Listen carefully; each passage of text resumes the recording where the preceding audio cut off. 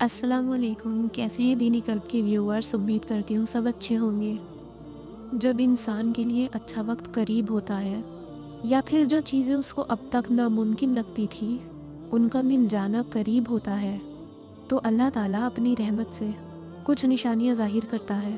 قرآن مجید میں بھی اللہ کے وعدے ہیں، تو جو لوگ اللہ پر ایمان رکھتے ہیں اور اس کی راہ میں ثابت قدم رہتے ہیں ان کے لیے آسانیاں اور برکتیں آتی ہیں۔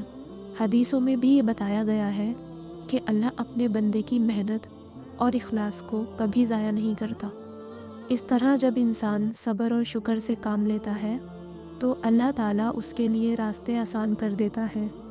سب سے پہلی چیز تو اللہ تعالیٰ انسان کو یہ دکھاتا ہے مدد، معجزہ، اس چیز کی نشانی کا کہ ایک وقت آتا ہے، ایک مقام آتا ہے شدید تکلیف کے بعد اس انسان کے قلب کو، دل کو سکون اور اطمینان میں ڈال دیتا ہے۔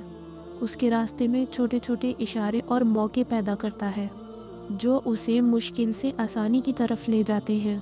اس کے ساتھ ساتھ انسان کی نیت اور عمل بھی اس کی تقدیر میں بہتری لاتے ہیں۔ کبھی تو اللہ دل میں ایک نئی امید جگا دیتا ہے، کبھی حالات خود بخود بہتر ہو جاتے ہیں۔ حدیثوں میں بھی ہمیں یہ سکھایا گیا ہے صبر اور شکر کے ساتھ ساتھ اللہ کی مدد ہمیشہ ساتھ رہتی ہے۔ مدد کا یقین انسان کو تبھی آتا ہے جب وہ اپنی زندگی میں ان نشانیوں اور کیفیات کی تبدیلیوں کو محسوس کرتا ہے، جس میں پہلی نشانی انسان کو یہ ملتی ہے دل میں سکون اور اطمینان کا احساس پیدا ہونا، چاہے حالات کتنے بھی مشکل کیوں نہ ہوں۔ دوسری نشانی اچانک مدد کے موقع یا کسی شخص کا سامنے آ جانا جو انسان کی مشکل کو آسان کر دیتے ہیں۔ تیسری نشانی ایسے حالات کا بن جانا جو پہلے ناممکن لگتے تھے، دعاؤں کا قبول ہونا اور مشکل وقت میں فوراً رہنمائی ملنا۔ چوتھی نشانی دل میں امید اور حوصلے کا جاگ جانا، جس سے انسان کو حوصلہ ملتا ہے اور پھر اس کی پریشانیوں کے درمیان چھوٹے چھوٹے خوشگوار لمحات ظاہر ہو جاتے ہیں جو اس کے ایمان کو بڑھانے میں مدد دیتے ہیں۔ اگلی نشانی ایسے حل مل جانا جو پہلے نظر نہیں آتے تھے، انسان کی نیت اور کوشش میں برکت آنے لگ جاتی ہے۔ اس کے بعد ایک اور نشانی اللہ دیتا ہے کہ انسان کا اپنی زندگی میں اللہ کی قدر اور شکر کو زیادہ محسوس کرنا۔ اللہ کی مدد کس طرح آتی ہے، اس سے پہلے انسان کیوں مشکلات سے گزارا جاتا ہے۔ آپ کا ایمان مضبوط ہو اس لیے ایک صحابی کا واقعہ بتاتی ہوں، عمار بن یاسر۔ تو حضرت عمار بن یاسر کا تعلق مکہ کے ایک مضبوط خاندان سے تھا۔ ان کے والد یاسر اور ان کی ماں بھی بہت مشکلات کا سامنا کر چکے تھے۔ جب اسلام آیا تو یہ خاندان فوراً اسلام لایا، جس کی وجہ سے انہیں قریش کے ظلم و ستم کا سامنا کرنا پڑا۔ مکہ کے مشرکین نے حضرت عمار بن یاسر اور ان کے والدین کو اسلام قبول کرنے کی وجہ سے سخت ترین عذاب دیے۔ گرم ریت پر لٹا کر کوڑے برسائے گئے اور انہیں شدید جسمانی اذیت دی گئی۔ ان کے والدین نے اس ظلم کی وجہ سے اپنی جان کا نذرانہ پیش کیا اور اسی طرح حضرت عمار بن یاسر بھی شدید تکلیفوں میں مبتلا رہے۔ حضرت عمار بن یاسر نے ہر ظلم کے باوجود اپنے ایمان کو نہیں چھوڑا۔ ان کے عزم اور یقین نے انہیں اس قابل بنایا کہ وہ ہر مشکل کا مقابلہ کریں۔ ان سخت آزمائشوں کے بعد اللہ تعالیٰ نے حضرت عمار بن یاسر کو صبر اور حوصلہ عطا فرمایا۔ ان کی ثابت قدمی کو دیکھ کر اللہ نے ان کی مدد فرمائی اور ان کی حالت میں بہتری لے کر آئے۔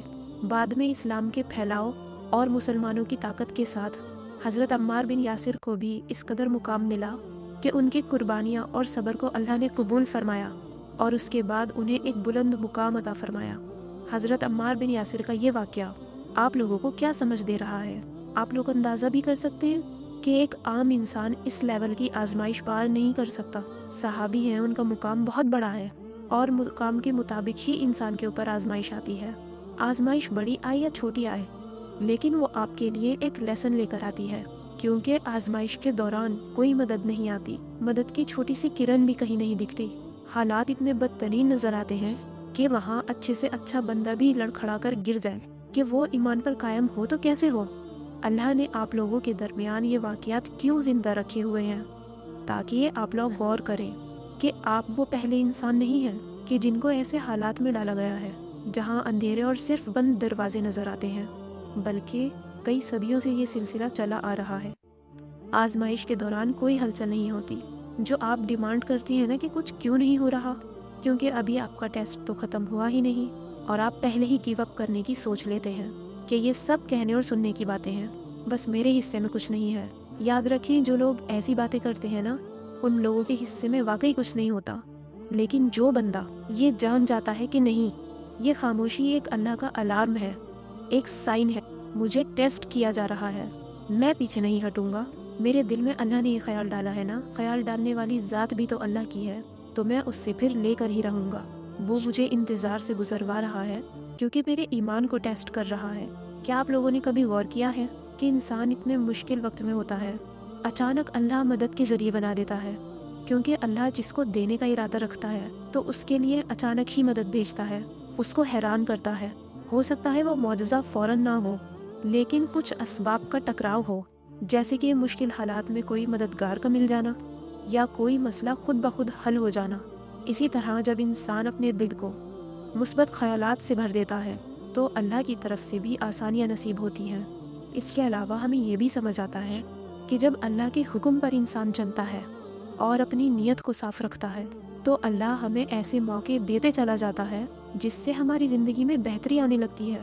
کبھی تو وہ آپ کے ذہن میں خیالات کی شکل میں ڈال دے گا، یا پھر کبھی کوئی پوسٹ، کوئی ویڈیو یا کسی گائیڈر کے ذریعے آپ کو سمجھا دے گا۔ ہم ان سب پہلوؤں کو تبھی سمجھ پاتے ہیں جب تک کہ ہم اس میں سے گزارے نہیں جاتے۔ کبھی کبھی دل میں یوں اچانک سا سکون، خوشی کا احساس پیدا کر دیتا ہے جس سے انسان کو مشکل کا حل نظر آنا شروع ہو جاتا ہے۔ کبھی وہ اپنے بندوں کو اچانک ایسی مدد دیتا ہے جو انہیں حیران کر دیتی ہے، جیسے کہ کسی اجنبی کی مدد کا کوئی ایسا موقع جو آپ کی مشکل کو آسان کر دے، یا کبھی کوئی اتفاقی ملاقات یا کوئی اشارہ جو انسان کی راہ میں آسانی پیدا کرتا ہے۔